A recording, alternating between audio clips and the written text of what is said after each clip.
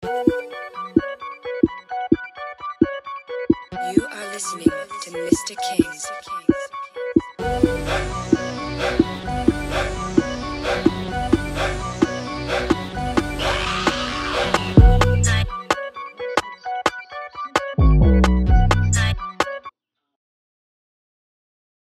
No, still had a couple MAs, but for the most part, we had guys trying to do the things that they were coached to do, and we ended up coming out with the victory at the end in a very, very good football game, in my opinion.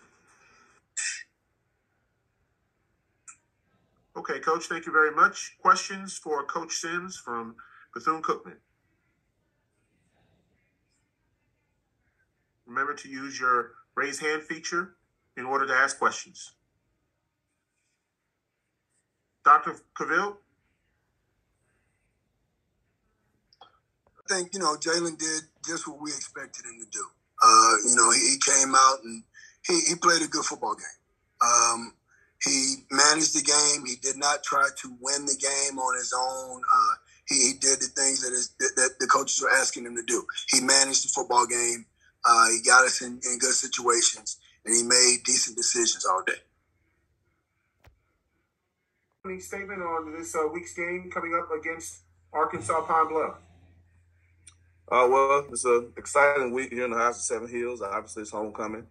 Looking forward to a great festive week. A lot of activities, a lot of alum that'll be rolling into town, and we're excited to represent the university and have a tough Pine Bluff team coming in that's obviously under transition with interim coach Treadwell. So we're excited to play a football team.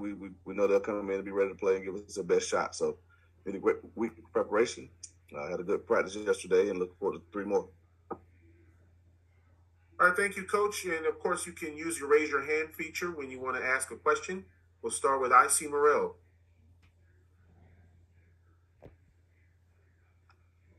How you doing, Coach Simmons? I'm doing well. All right, thanks, sir.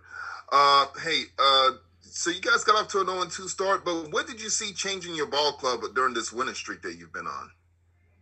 We just, stayed true to who we are. We played 2 really, really good teams. North Carolina is a top 25 football team, 6-1 overall, and obviously Jackson State's undefeated. So we lost 2 really good football teams, and but we didn't panic. We stayed true to our character, who we are, our beliefs, core beliefs, and the guys have been playing much better football since then. So hopefully we can continue to do so and continue to stack good games on top of each other.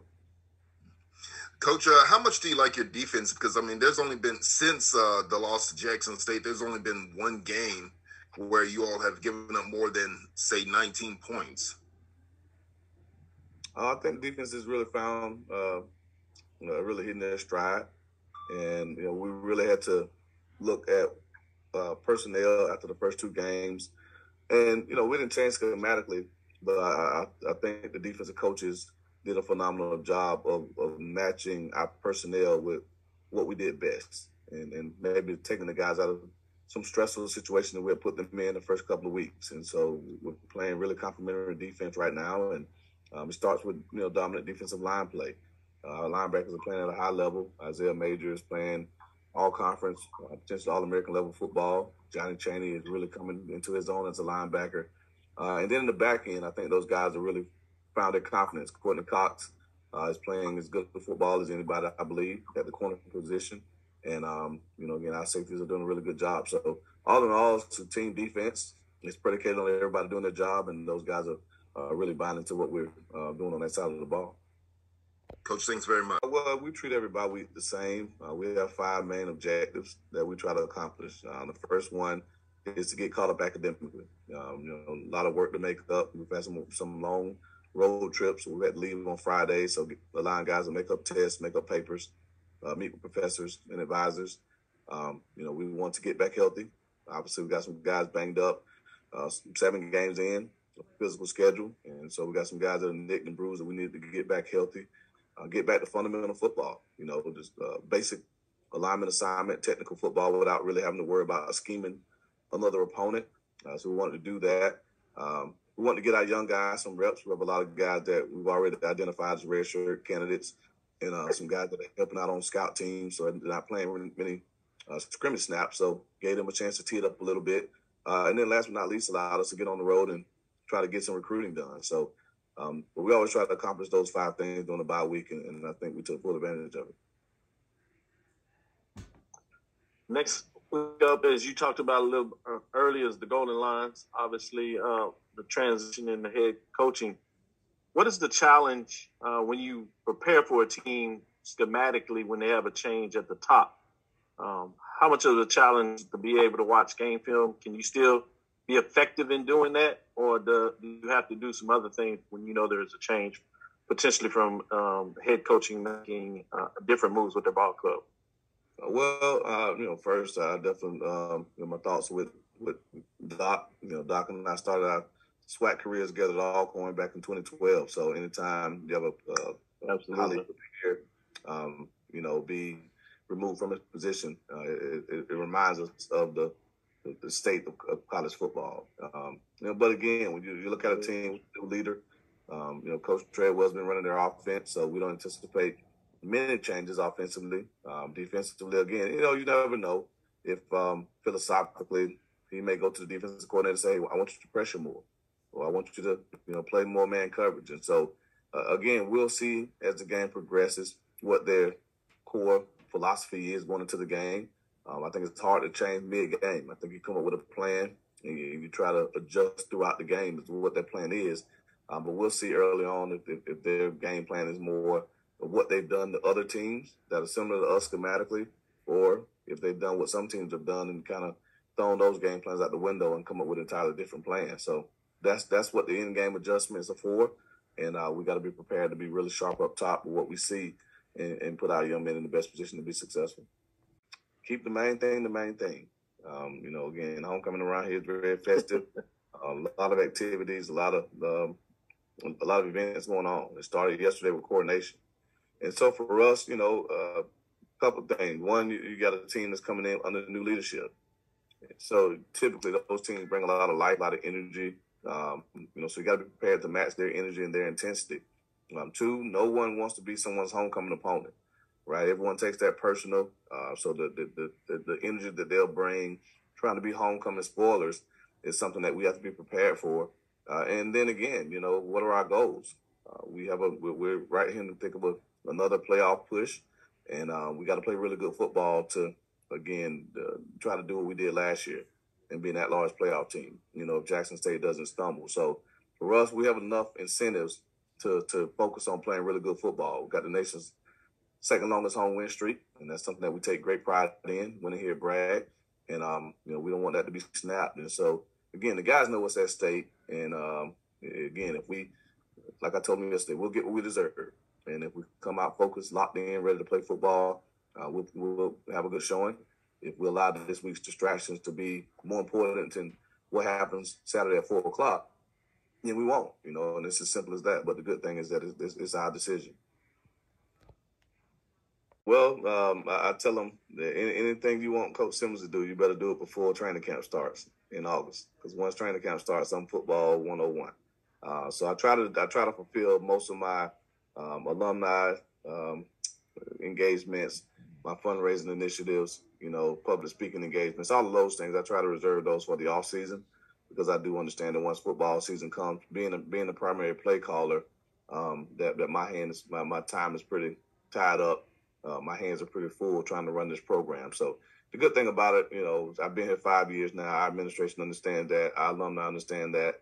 And I don't get many requests outside of my normal weekly media requests and my weekly meeting with our touchdown club on Wednesday afternoons. So I don't anticipate much this weekend. We do have Good Morning America that will be here Thursday and Friday. And so there will be a small segment where they'll highlight the football program, much like they did at Jackson State this past weekend. But outside of that, I don't anticipate many obligations pertaining to homecoming. Like you said during SWAC Media Day, this is probably it's been the most anticipated SWAC season in its history. A lot of exposure, a lot of eyes upon the SWAC and what we're doing. A lot of that can obviously be attributed to what's going on over at Jackson State.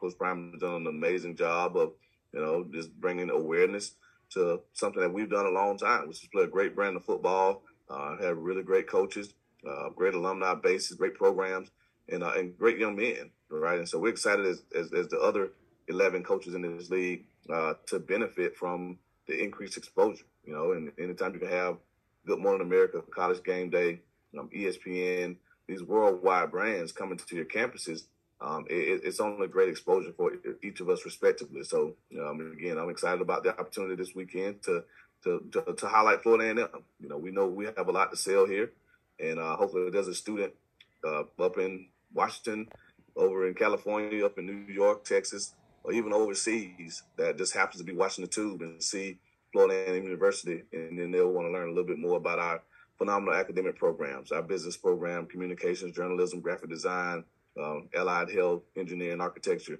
you name it. We have phenomenal programs, and hopefully students want to be a part of it. And maybe there's a big-time football player that just has an affinity for orange and green and wants to come down and join us on the House of Seven Hills.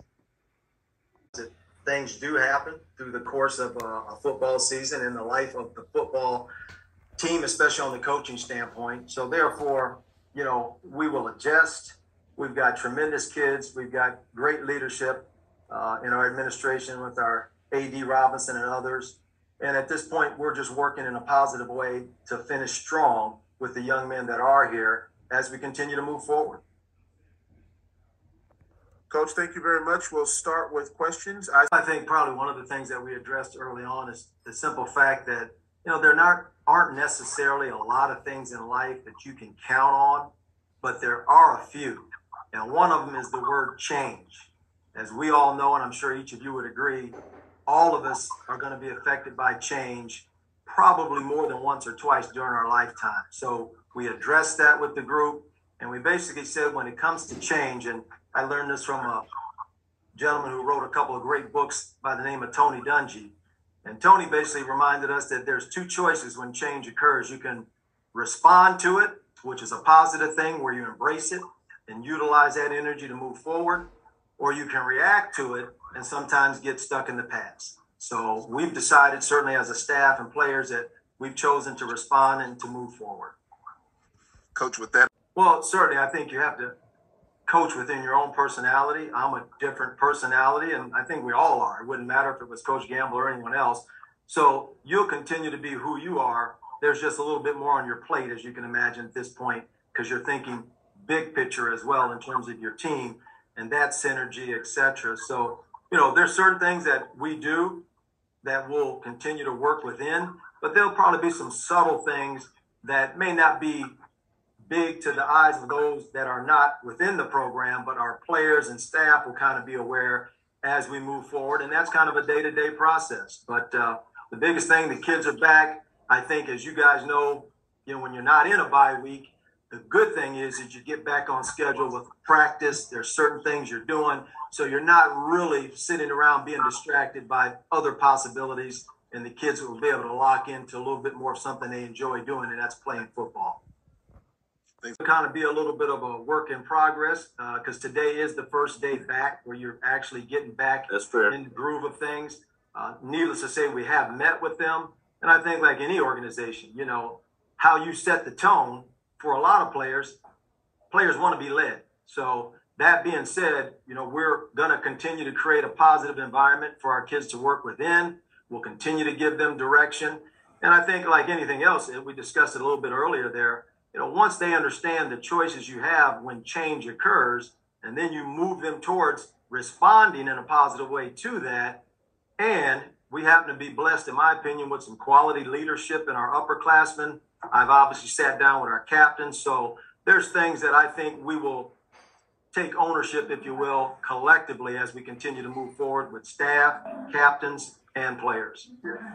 Well, we certainly have great respect for every team. And I've been blessed over the last basically 2 years now to be a part of the SWAC, to see the uniqueness and the quality of coaching and the quality of players that are there.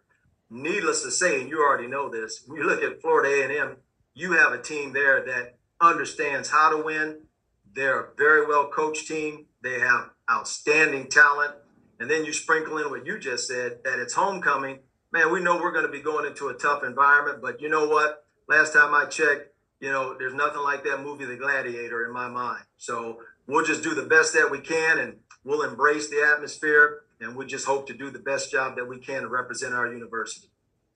I continue to play football the way that they know how to play football, and more importantly, execute, the assignment that has been given to you. And he went out there and did it the last half, should I say, the third and the fourth quarter. Coach, thank you very much. This weekend, Prairie View will host Bethune-Cookman, the 2 p.m. start time. First question coming from Dr. Cavill. And we still evaluate that. There's two guys on Kenyatta that we still got to talk to. That was involved in the event. Okay. But everybody else, they'll be back for this game. But two guys we're still going to talk to and see what happens with those two. And that was our main goal, Kenyatta, again, just to get them to perform, the second half. We've always been a good first half team, but then just coming out second half, we've been we have been shown to be real flat going into this week prior to the game.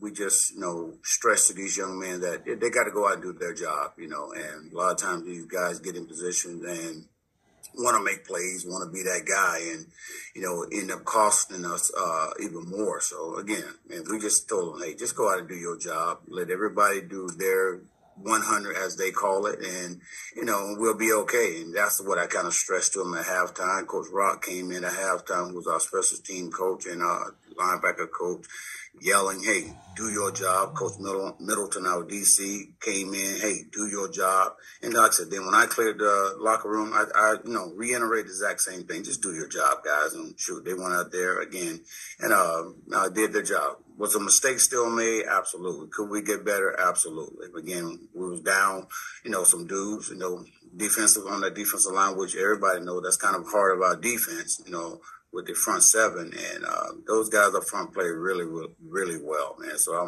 my hats off to them young men. I was so proud of them, again, coming into that game, being, Southland team, and, and going out there and executing, for 4 quarters. We just want to go out and do our job, defensively.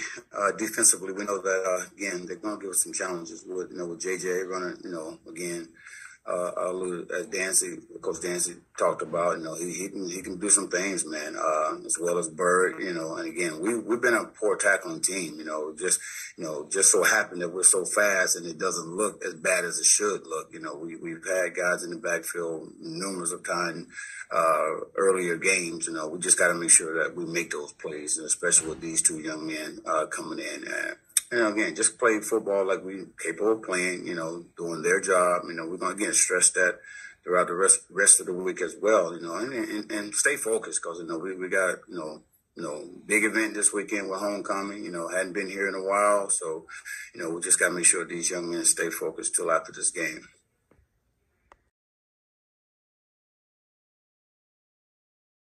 He took advantage of a tremendous opportunity in his kids' ball. So hats off to him, hats off to his program, and I'm a fan of he and his program. We overcame tremendous adversity. They kind of took away the pass a little bit by the coverages that they played, but we came out of there with 184 yards rushing, led by Savion Wilkerson. Field goal kicker, Alejandro was awesome as usual. Punting game with Sam Johnson was awesome as usual. We kicked off the ball well. Special teams did their part. Team effort, coaches coached their butts off, made tremendous adjustments at halftime. And defense is what it is. I'm looking at they rushed for $134, 3.1 per carry. They only threw for 137 yards. We gave up a couple things that we shouldn't have allowed that. But overall, great win, great team effort, which we're 7-0, and I'm proud of that. All right, Coach, thank you very much. Our first question comes from Charles Bishop. That their coach for that, coach is doing a heck of a job. I mean, a heck of a job preparing them for the different things and what we go over in the morning meetings with different videos, different speeches to really prepare them not only for football but for life's adversities. And the kids responded. They responded well. We fumbled in red zone, I believe. We threw an interception in the red zone. We jumped offside in the red zone. We left 21 points out there, and that, to me, that's adversity. And they had like a 4th and short at the beginning of the game that they went for it on our side of the field, which would have changed the whole darn game at the onset. But they got it, and they went on as well. But that was adversity right there. Someone in your home, on your homecoming, going for it on that side of the field, that was tremendous. But that's believing in your team. That's why I got a lot of love and respect for the coaching staff. We're excited about the freshmen that we have. We take a lot of pride in that because we don't take too many kids out of high school. We live in and we eat from the portal. We don't die from nothing. I hate that word, but we eat from the portal. So those guys are truly contributing. When you talk about someone like Travis, you look at him and he places fear in people's heart when he's on the offense or defensive side of the ball. I think they had several attempts at him, but it wasn't insignificant at all. And he's just a solid player. Offensively, we targeted him 5 times and hit him 4. That's pretty darn good. We should be better. We got a little happy going to him on the goal line. I felt like we should just ran the darn football. While we trying to throw a fake stop to Travis when we got a guy 6'4" on the other side of the darn field. So those little things we got to correct.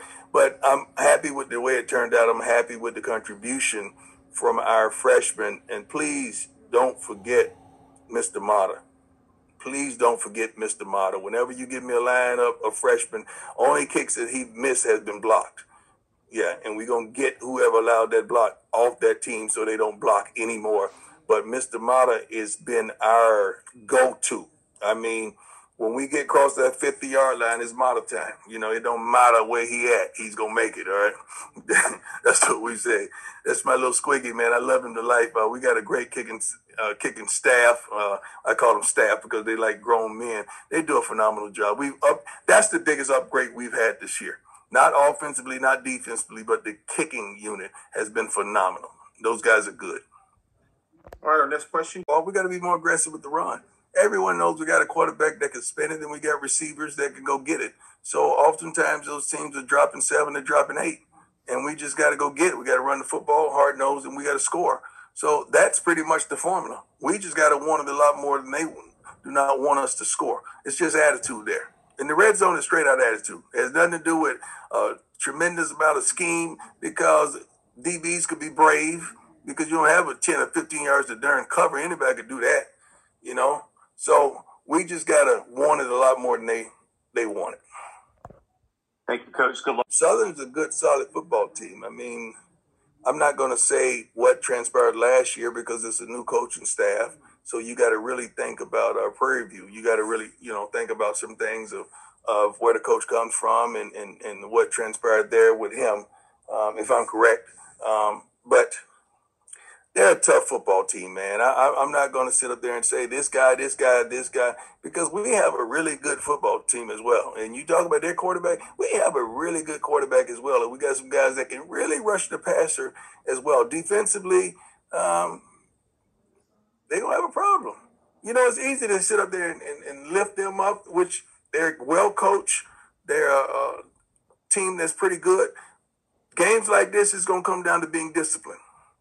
Remember that. It's going to come down to being disciplined. The penalties, the dumb bonehead plays that some kids may have at certain times, blowing coverages and doing things they shouldn't do at the most opportune time.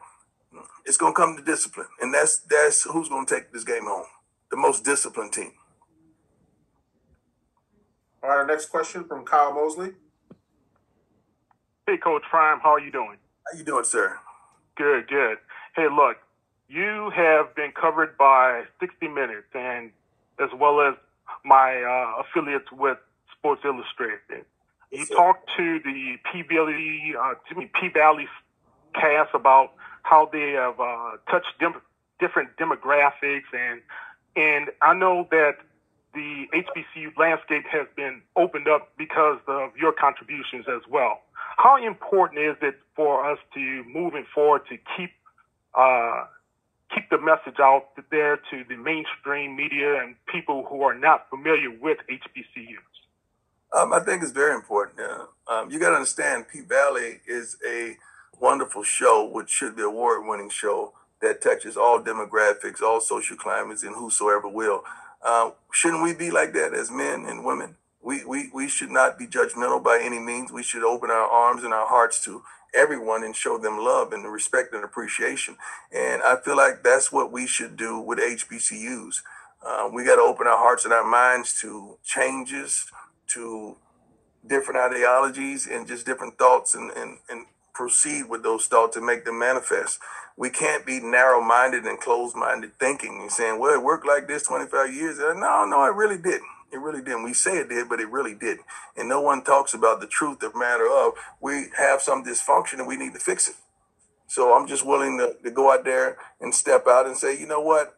I want all to come. I want to invite everybody. I don't know who's coming this week. We got a whole lineup of people that we could choose.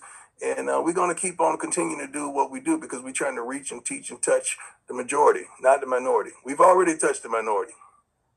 All right. Thanks, Coach. Good luck. Thank you, sir. Coach Prime, we thank you, and good luck coming up this weekend against Southern University. I appreciate it. Dr. Cavill, much love. I know you had one more. Did you have one more, my man? Are you good? I'm good, Coach Prime. I appreciate it.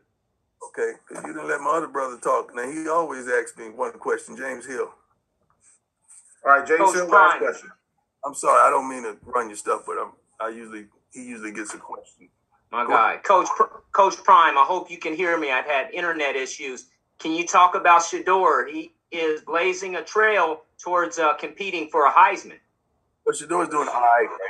You know, we had yesterday our weekly brunch, and I just got on his butt about, you know we got 3 points in the red zone. Do not do anything to forfeit the 3, trying to get the 7. You and your partner over there on the right side, Travis, I know y'all homies, but y'all leave that foolishness alone on the field, and let's take these 3 and not forfeit the 7, all right? To forfeit the 3 by throwing a mindless pick. I said, you look at that with me, I would have ran it all the way back and high stepped it on you. That's the kind of conversations a father can have with his son. But in the moment, I'm heated, I'm upset because he knows better. But I'm happy. I think he threw for another 74, 75% completion percentage, which when they're dropping 8, man, they were playing like a 3 cloud. And shoot, you look back, there's 8 people deep. And sometimes, but we got the job done. So I'm happy with Shedeur. We're not thinking about the Heisman. We think about winning. If you win, and he plays well, then we'll give some thought to that as well. Thank you, Coach. Have a blessed week. Appreciate it. God bless you all. Coach Prime, thank you so much, brother. We appreciate you. Appreciate you. God bless.